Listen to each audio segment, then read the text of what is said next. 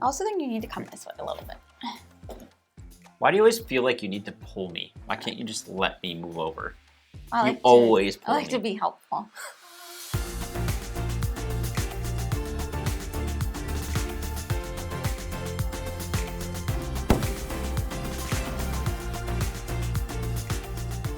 Hello everyone, welcome back to Foster the Meeple, a channel all about board games and board gamey things. Exactly. We're back again with another top 10 list, and today's top 10 is the second half of our favorite games of 2024.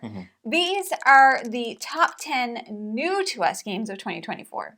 So these games did not release in 2024. We have a differing of opinion on one of these games, but it's fine. So anyways, these games did not release in 2024. If you would like to see our favorite 2024 releases that we played, you can go watch our last video. I'll link it in the description if I remember, but I probably won't. I always say I'm going to do it, and I never do it. And then we always get a comment, hey, it's not linked in the comment. It is what it is. Not linked in the description. This time we do each have 2 honorable mentions, and just like in the previous list, I will be releasing my 10 to 20 on Patreon. So if you're a Patreon member, get ready for that. This guy's not going to do it because he didn't rank all the games. I did. Do you want to know how long it took me? It took me freaking forever. Forever. My 2 honorable mentions, one is from GMT Games. Sure. The other one is from Hegemonic Project Games, which kind of gives it away. Oh. The first one from GMT is Leaping Lemmings. Leaping Lemmings is a silly get from point A to point B and score points Lemmings IP-based game that I had no idea GMT released. It is very, very fun, very, very enjoyable. We've only played it at 2, but I love it. It almost cracked my top 10. I think it's just silly, silly, silly fun. My second one is Hegemony. Hegemony, I think, would have cracked my top 10 if it wasn't just such a big... It's my number 14. ...beast of a game. Yeah. We've only played it at 2, and it plays very well at 2. It's one I want to try with my bigger game group, like my Root game group. Yeah. I think they would very much enjoy it, but it's just one that I'm not going to get to play a ton of. Yeah, it would be optimal at 4. Definitely suit. It didn't crack my top 10, but it is in my short 20, so don't worry about it. But it is because like playing it at 2, you don't get the full experience of it all. So yeah. My 2 honorable mentions I have are Tinder Blocks because it's so much fun. It's the funnest. And Flip Ships. Oh. So Flip Ships is my number 11. Flip Ships didn't make my list, but... It just missed my 10. These are both dexterity games that are just pure fun. And we were introduced to them this year, both of which we were introduced to at Level Up. Yeah. Oddly enough, by our Discord members. I wonder what's going to be introduced to us at this Level Up. Yeah. Game on. A bunch of our Discord people are going. Yeah. Just so you know, we're going. I do want to mention, because people are curious, I ranked 161 new games to us. Now, just like in the last list, there's some games that I've played that Jeff hasn't, some he's played that I haven't. And we also did not, well, none of this wouldn't matter. We didn't include prototypes, but which would actually kind of fall into this list because most of those prototypes won't come out until 2025. My number 10 is another GMT game, ironically enough. Jeez. And that's Banish the Snakes. Banish the Snakes is a cooperative... It's like Pandemic. It's a cooperative like influence type game where effectively you are trying to convert all the pagans to Christianity. Yeah. And it's a funny thing. Jamie nailed it. It's basically Pandemic. I mean, it follows a similar DNA to Pandemic, but it applies a paint that I think I enjoy more, which is like a war-themed, no combat. St. Patrick's 5th century Christian like aesthetic, effectively. It's vibes. It's vibes and very, very, very difficult. And there's some randomness to it and some asymmetry, which is really cool. So you play as a bunch of different like priests, bishops, that sort of thing that have like different abilities Yeah. and that sort of thing, and you're just going through England. And they can die, and then you have to get a new one. And what I think I like most is just the action selection piece of this. Like, you flip a card, and it's going to have a bunch of different colors on it, and depending on the current age, those things are going to trigger. Yeah. But I really like Banished Snakes. It's very methodical, which is something that I really appreciate about it. I want to play it again. It landed at 35 for me. Fun fact, too, the fact that this was in my top 10 is crazy to me, because right after we played this game is when my anxiety attack happened in January. Oh. This was the game we played. We just finished it, and then I started to feel off, and then it just went pew, pew. And then eventually Jeff banished the snakes from his brain by using medication. My number 10, I assume, is not going to be on Jeff's list, but that is Tangram City. It is not. This game tickles all the folds inside my brain in the best possible way. I love this game. So basically, in Tangram City, you are placing out, everybody's got the same shapes, and you don't know what shape is coming up. You'll have like a little sneak peek between you and the player next to you to know, like, ooh, this is what's coming up next.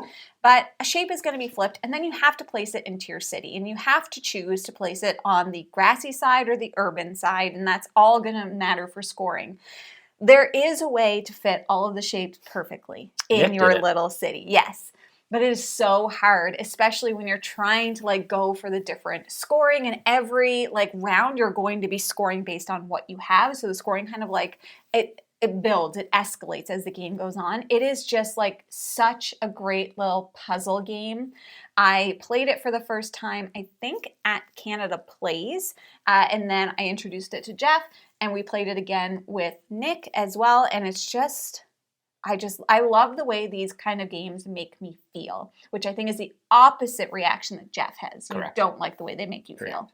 I love to be made to feel like I am an idiot, and that all I want to do There's is probably like, something there. I just like, well, because I'm like, I can figure this out. Yeah, let's be clear. Jamie doesn't like to be called stupid. But she likes to be challenged. Okay, that's probably the better way to say it. I like to be challenged. I love a game that challenges me. And Tangram City definitely does. I love feeling stupid. Well, because it's just like, you can overcome. I can figure this out. I'll prove to you that I'm not an idiot, Jamie likes to Tangram City. persevere. My number 9 is actually super shocking.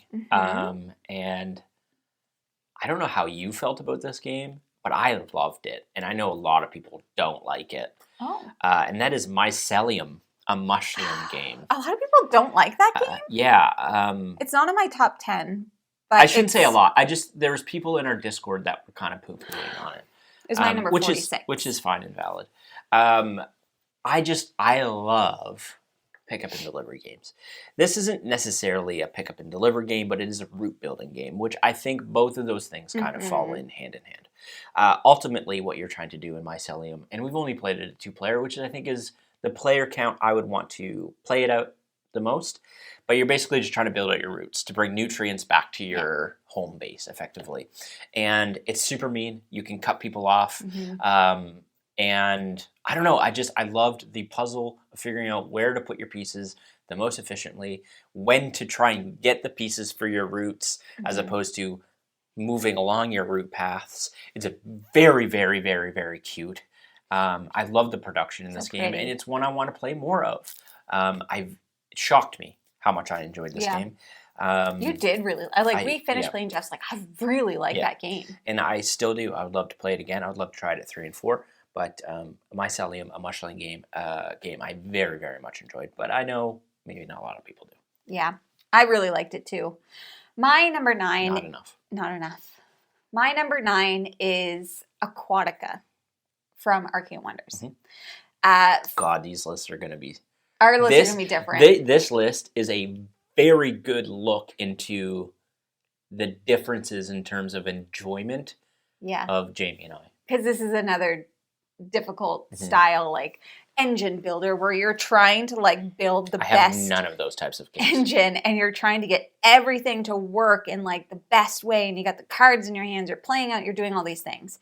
Aquatica is a game that I didn't know anything about, and we got it, and we got it so that we could play it on the 24-hour Gameathon, and I played it and I was just like, this game It's very good. slaps. Yep. It is so good. And then we played it with the Coral Reef, one of the expansions. Maybe I can't remember which expansion. Cold Waters, I think it was. Yep. And it's just even better. Like, I love this game. I love an engine builder. I love, like, when you're trying to figure out the puzzle of the cards that you have, and you're also, like, gaining. It's a bit of a deck builder, and that way you're gaining more cards. It's fantastic if you want something that is straightforward to play, but gives your brain enough crunch. I think Aquatica definitely fits that bill. All right, next up for me is a 2010 game. I don't know. I think it's been released multiple versions. We played this at GaggleCon last year. Oh, okay. And that is Radis.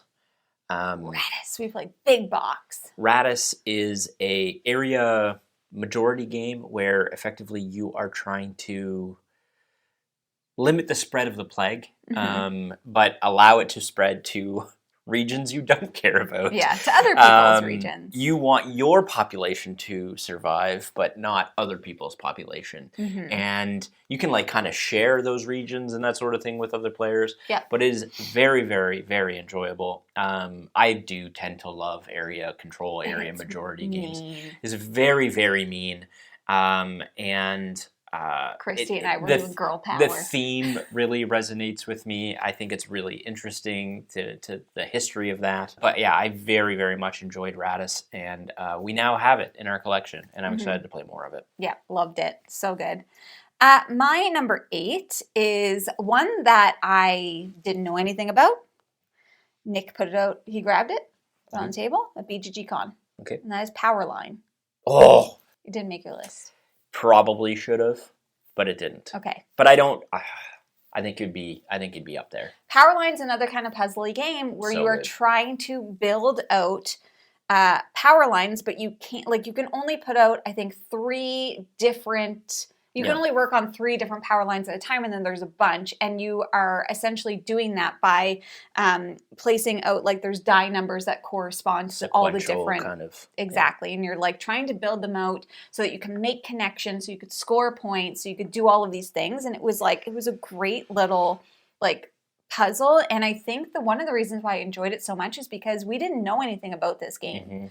And we're like, how have we never played this game before? And we both loved it. So we played it twice at BGGCon, actually, because we played it more. I played it more than twice. You did? We played it. We didn't get to finish our first game, and then we played it one more time. Oh, I thought we played it at least 3. No. So we played it 2 times, and it was just like, the fact that you play a game like that more than once at a convention like that says enough. And it's from Queen Games. It's a little bit older. I definitely recommend you try it if you're in for a little bit of because it's one of those things where it's like you are not going to be able to do everything. And I love that. My number 7 is a game that Jamie absolutely hates.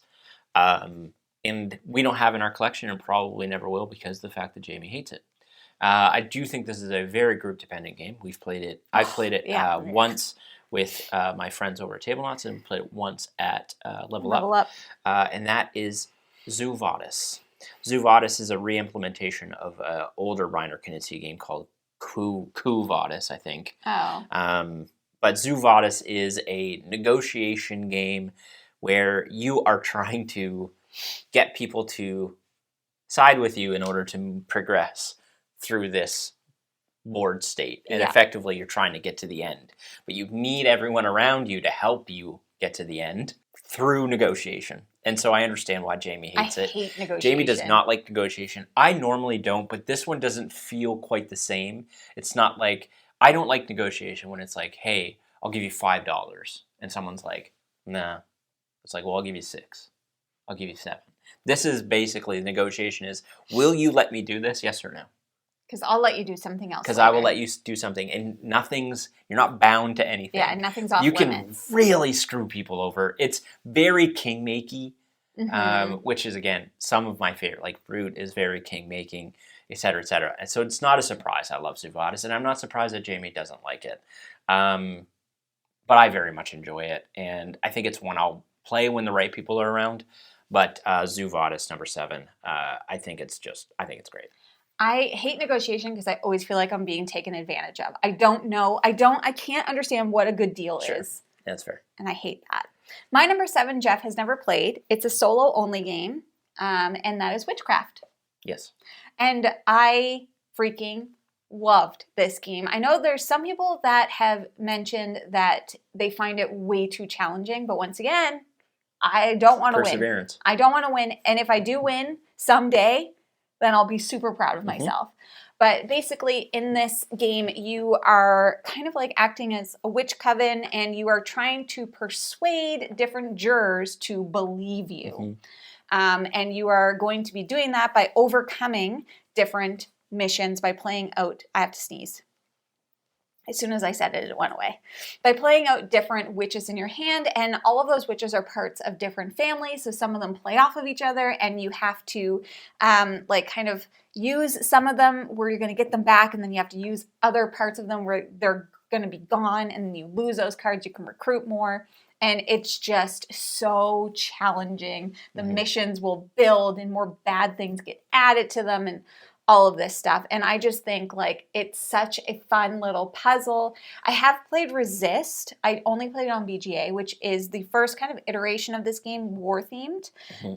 But between the two, Witchcraft is definitely my favorite. I think the theme is really fun. It's dark, it's tough, which I think in a co-op game or solo game in particular, you need it to be hard. Otherwise, what's the point of playing it? So Witchcraft is amazing, and guess who designed it? It was our buddy. David Thompson. David Thompson.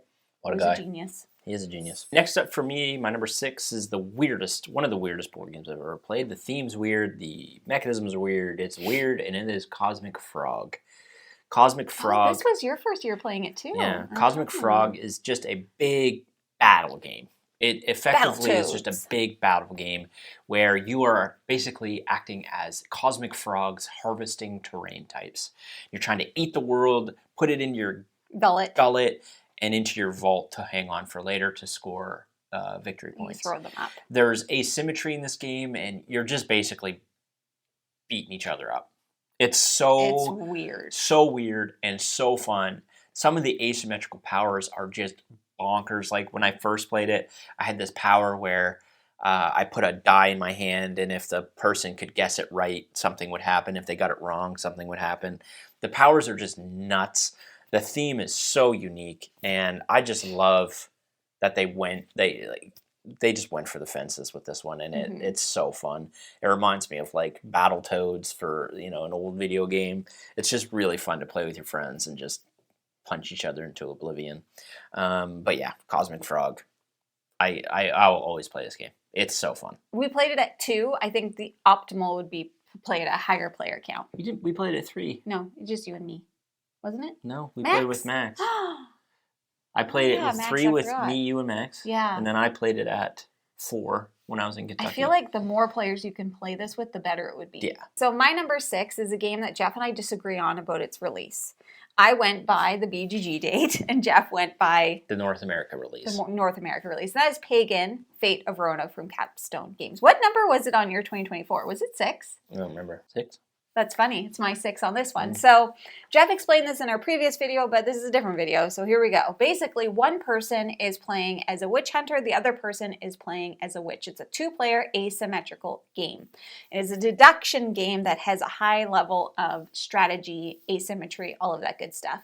At the beginning of the game, the witch player is going to be secretly choosing one of the witches. That is a villager, shuffling them up, putting them out, and then the witch hunter has to figure out which one of the villagers is actually a witch. So the witch the whole time is trying to throw off the witch hunter while the witch hunter is trying to deduce. She's going to be making different potions that she can then throw at them to like do different things. You have your own unique actions. You have your own unique deck. Different ways that you can mess with each other.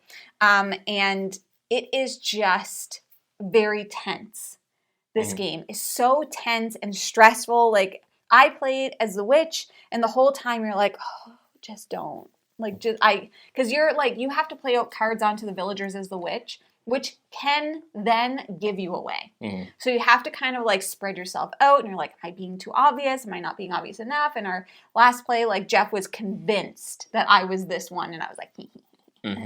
Me. Anyways, it's amazing. If you're looking for a 2-player, like head-to-head game, and if you enjoy deduction, I think this is a fantastic game for you to try. I loved the theme, production, amazing. I also want the playmat for this game. Yeah, I really do. But yeah, it's great. I can't wait to play it more. My number 5 is a game we just played for the first time. And I'm excited for the new edition of this game to come. Oh, yeah. And that is Dogs of War. Dogs of War is a tug-of-war game where you are effectively trying to gain influence in a specific faction of family, and then battling in different arenas to win glory, prestige for that family. Yeah. So at the end of the game, you are going to score points for how prestigious that family is. That's going to be your multiplier by how much influence you have in that family. And you get influence by winning those battles, by placing out your soldiers to that family's faction effectively. And people are going to be pulling that back in their own direction, or they're going to support that family because maybe they have a similar amount of influence in that family. And it's all kind of secret information. And you're spending secret currency, in order to buy soldiers with different varying degrees of power to play into these battlefields. There's multiple ways to score victory points. It's very enjoyable, and I'm really excited for more people to get to try it because I think it's a very, very good game. Yes. And I don't know when the original one was released, but the one we played was 2014. So it's, I think that was it. It's a decade old at this point, and I'm really excited for people to try it again, and I'm very happy that I got to try it before the new one releases. Yes, very excited. It was beyond my expectations because I didn't know what it was, and I was like, oh, this is very fun. Yeah. Super fun. It's in my short 20, but it's not, didn't make my top 10. Yep. Okay, my number 5 is a game that Jeff hasn't played, and I don't think he would like, and that is The Search for Lost Species. Yeah, not my type. I love deduction games. I love a challenge. I like to feel dumb. I don't believe in labeling. I'm too sophisticated. And this game is a deduction style game, kind of like Search for Planet X, Search for Lost Species. Now there's Search for UAPs, which I've also played. I've only played those 2. This is the best one. So in this game, you are trying to find the lost species, and you are doing that by deducing where other kinds of species are, all of which have their own kind of like placement rules. This game is super fun, multiplayer. I've played it solo. This is one that I would love to do like a solo mode for, but like I don't think I could do it on camera because it would be like head down the whole time. And it's not going to be entertaining. No, it is just a logic deduction puzzle. That's all it is, but it is really, really fun. Because a lot of stuff happens in your head and you can't you can verbalize that out, I guess. But. Yeah, exactly. It's just like, it's great. So if you want to try a deduction game and you're interested in trying one solo, this is the one that I would recommend. Are you going to try Planet X? I would love to try Planet X, I haven't yet. That's the only one that I haven't tried yet. My number 4 new to me game of 2024 is Prodigal's Club. Prodigal's Club is, I think, the only Suchi game we've played. I think so. And in this game, you are effectively just trying to be the biggest POS you can. Yep. You are trying to reduce your wealth and reduce your popularity and reduce everything to becoming the biggest... worst person the worst possible person. So all you're trying to do is effectively lose all of your money. And you're doing that through action selection, worker placement type situation where, you have, a hand of cards that might be like your estate. And you actually want to decrease that. So maybe you have a really nice house, but you're like, I don't want that. So you end up selling that to get a worst house, and you're doing that through an uglier dog. Yeah, an uglier dog, or like there's different regions of this board that do different things. One region is like you really want to be this robust, loud person at the party that's just being obnoxious because then people think you're a jerk and your influence goes down. Freaking grandma's just there talking you up. And ultimately, what you're going to do is score at the end of the game. You're going to score the highest track of those 4 regions. So you want to be as bad of a person as possible on all of those tracks so that your highest Balance. one is still lower. Because if you ignore one, then you're going to be super popular, and that's going to be your end score. Yeah. It's very good. We've played it a ton now, and we've played it at multiple different player accounts. We have not played Last Will, which is like this edition or standalone or whatever you want to call it. Prodigal's Club is probably one of my favorite games now. I adore it every time we play it. It's so good. So good. You'll hear more about it later.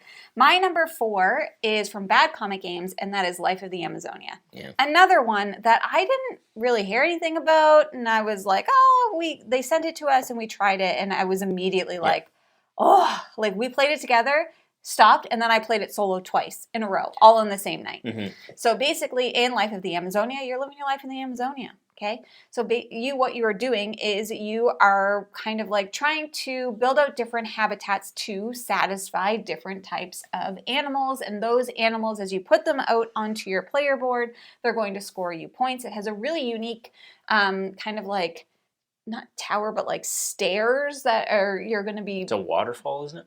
Yeah, but it's like different tracks that you're trying to go up. Another thing where you need to kind of like balance like moving all of the different tracks up, because you want to be the first to get to certain areas of the track. You're going to get benefits, but it is just kind of like this big like habitat nature puzzle. And I really enjoy this game. And so far, I've really enjoyed all of the games that Bad Comet has done. So they did this, they did Wondrous Creatures, which made my short 20 for... Wondrous Creatures is... Yeah, it's a 2024 game. Popular right now. We recently played Shallow Sea. That couldn't be on this because it was a prototype, but like their games are so great. And it also gives you an option to play a short game or a long game, which I also think is really helpful. So I love Life of the Amazonia. My number 3 game was released in 2016. And even if you were opening a box today, you would think it was made yesterday, because it is, I think, the most beautiful produced game I've ever seen. And that is Mechs vs. Minions. Oh, yeah. Mechs vs. Minions is a cooperative experience set in the League of Legends world, where you're going through a bunch of different scenarios. So like one really fun one that we did was very early on. This isn't really a spoiler because I think it's like the first or second mission. You have this big bomb you need to push around on this map. It's a programmatic game, so your mechs are going to move in a systemic way based off of the way you put cards out in front of you. And you're going to play through this campaign narrative, to which we haven't yet. But I know this game, I mean, of the limited plays we've played it, I adore it. We've had so much fun It's playing so it. fun. It is, again, the most beautifully produced game I've ever seen. And it's just an absolute blast. I love programmatic games. Like I love how silly you can just get stuck in like a... Yeah, you can get stuck in this like this going in a circle. infinite spin. It's so fun. And yeah, I love programmatic games like Robo Rally. What's the Wild West one that we always talk about? The train one. Oh, Colt Express. Colt Express is one of my favorite games. And this is just, it's such an experience. My number 3 has to be on Jeff's list. It just has, if it's not, that'd be crazy. And that is Dice Town. Dunno. Okay, so that means probably yes. So Dice Or Town probably no. is a game that we were introduced to at one of the Gaggle cons we went to this year. Rodney just pulled this game out and we were like, what's that? And then we had the best time ever. So much so that we played it again, which you don't play the same game. Did we play it 3 times there? No, we just played it twice. And since then, we have played it a billion times, because if you are near us and we have access to Dice Town, we're going to show you Dice Town. We will take it to level up. Who didn't like it? Someone didn't like it. Was it Max? Yeah, Max was like, it was me. Oh, yeah. Classic Max. That's Max. That's just what Max says. That's Max nowadays. Dice Town, basically what you are doing, you are going to have a cup, and you're going to have 5 dice in it, and those dice have different like card hands on them. So like king, queen, jack, 10, and 9. Shake them up, you roll them out, choose how many you want to keep. If you keep more than 1, you got to pay for it. If you keep 9, you got to pay for it. Once everybody has rolled their 5 dice, then we are going to look at them and we're going to move through the board. And the board has, whoever has the most 9s gets a gold nugget. Whoever has the most tens gets the pot of money. Whoever has the jacks, whoever has the queens, whoever has the kings, whoever has the best poker hand. And that's all you're doing. So you don't need to know how to play poker. No. Everything is out on the board for you. And it is just raucous. It is crazy. It is silly. It is the most fun I think a board game can possibly be. You got to get into it. You got to get into it. And you're just like, like rolling the dice. It's so much fun. Mm-hmm. It's so great. Dice sounds great. It's great. I love it. I love it. My number 2 favorite game, new to me game of 2024 is Dice Town. Of course it is. Because I know what your number 1 is. Everything Jamie just said. Yeah. How fun is this game? Dice Town is so fun. A 10 out of 10. And again, like, I know it probably isn't going to hit with everyone, like Max, because Max is, he's a critic now. Mm-hmm. I don't know how you don't have fun playing this game. It's just a blast. It's so fun. Yeah. You're just rolling some dice and hoping you get a good hand. Yeah. My So number 2 is Prodigals Club. Mm-hmm. I assume our number 1 has to be the same. Definitely. But the Prodigals Club, for everything that Jeff said about it, I just think the theme of this game is freaking hilarious. It's like, I want to be the worst person possible. I was trying multiple ways not to say piece of shit, because that's it's what it is. what you're trying to be. You're like, oh, I'm in politics? Well, I'm going to be the most hated politician ever. Oh, I have this beautiful estate? No, I'm trading everything in for something less, and I'm selling it for less money than it's worth. I have to go to this party. Well, I'm going to be loud, and I'm going to be a jerk to everyone, even though my grandmother's sitting in the corner talking me up. And you have to silence her. Yeah, it also has like a track that you're kind of bumping down, like all of these things. I think that's the popularity track thing. And it is just so much fun. Yes. I think this game is just the best. I love it so much. There's nothing I'd change about it. No notes, would not change. We haven't played Last Will. I think we're wanting to play it. Yes. Before the end of the year, but we'll be playing it soon. Apparently you can add that in, and I'm just like, yeah, it's great. It is. Who doesn't want to try and be the worst person in the world? Number 1? Yeah, so my number 1 is also Jamie's number 1. This doesn't shock me even remotely. Nope. It is from Paverson Games, and it is Distilled. Distilled. Distilled is it is a very, very rare, I think, and I think is a testimony to how good this game is. It's very rare for Jamie and I think, to agree on a game this high up the list. Mm-hmm. I don't know if we've ever had crossover at a number 1 spot. Maybe we have, but anyway, Distilled is a strategic card game where you are trying to produce alcohol. Mm-hmm. And I think another testimony to how good this game is that theme. We don't drink. Doesn't resonate. However, the theme and the mechanism of this game mesh so incredibly well. For example, just to give you a small example, when you produce an alcohol, apparently, when you make an actual alcohol, you have to skim off the top, and you can't use the stuff on the bottom. So in Distilled, when you're distilling an alcohol, you take the top card from the distill and the bottom card because they're useless, which is apparently true when you're making actual alcohol. Crazy. Distill is a game I've played so much of, yeah. Both in person and on BGA, because it is on BGA now, and it just sings. There's so many ways you can score points in this game, and everything I makes still sense. haven't uncovered all of the ways to be effective in this game, and everything, as Jamie puts, just flows properly and makes sense. If you want to make a certain alcohol, you need these ingredients, and if you don't have those ingredients, well, you're going to make a moonshine. Yeah. It's incredible. There is just there's so much strategy that goes into this game, but my favorite kind of game is a game that is heavy, but everything you do makes sense, so it doesn't feel heavy. Like this, there's a lot going on in this game, but it does not feel that way to me. Because okay, yes, we have to go to the market phase. I need to buy my ingredients. Then after that, we go into the distill phase. Okay, well, yeah, I got to put together my alcohol. Okay, I got to do this, and then I got to reveal, and then you sell it. Like everything that you do makes sense. This is a very Kanban-y style game for me, where it's like the theme doesn't matter, but the theme works with the mechanics. Yep. And I just think it's a beautiful thing. And I love this game. I have played it so much. I am quite literally usually in at least 2, if not 3 games of this on BGA at a time. Yeah. And I mean, it takes a little while to play because it's a bit of a longer game, but... Yeah. And we just got the small pack expansion. Yes. that we haven't played with yet. I mean, just like listen to this. 2023 Golden Geek Medium Game of the Year nominee. 2023 Golden Geek Best Thematic Board Game nominee. 2023 Golden Geek Best Board Game Artwork and Presentation nominee. 2023 Board Game Quest Awards Best Game from a Small Publisher. Like, it deserves everything. we're not unique in our opinion of this game. Like, it is. No.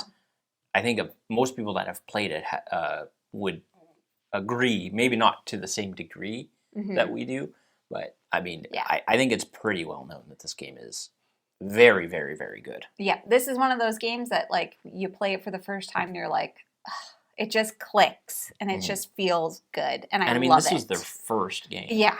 Which is... Bravo.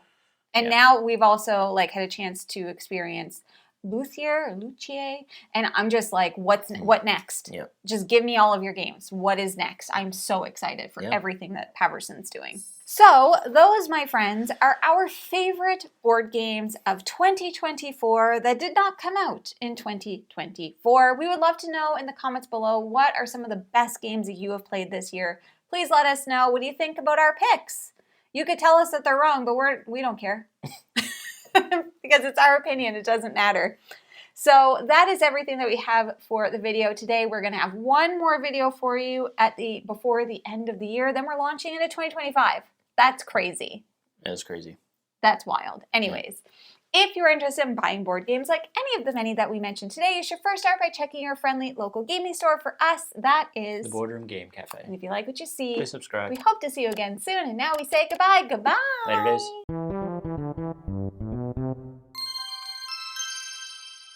Banished Snakes GMT games. Reputation, Taylor's version. Snakes. All right. What is this number? What is this number? 7? Yeah.